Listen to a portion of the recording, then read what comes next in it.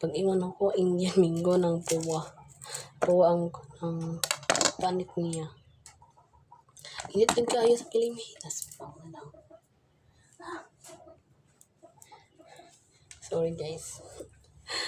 Igang.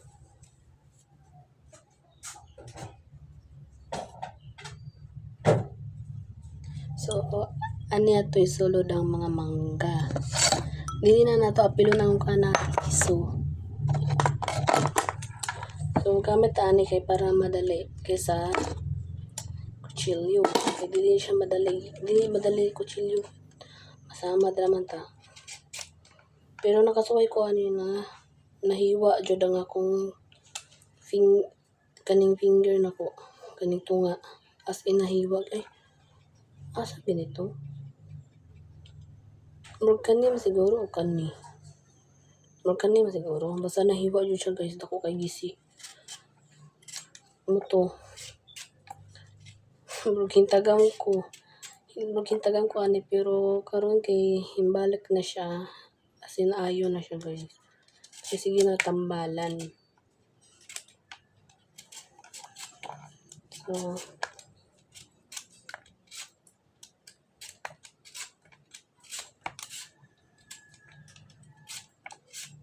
dali ra jud kayo ang peeler. Mali ang peeler. Dali ra kayo siya guys. Kaysa kutsilyo, dugay kadyo.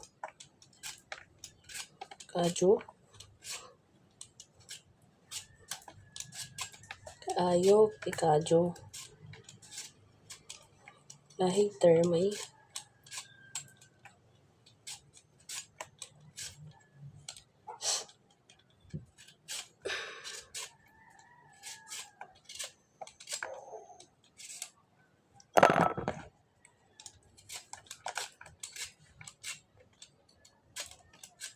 Hilom sa ta guys, hilom sa ta.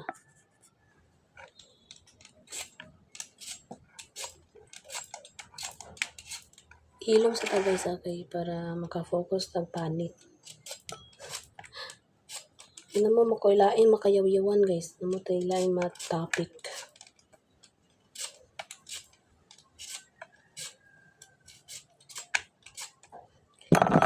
Paningot. Pasensyahan dyan kayo guys. Paningot yung go. Paningot.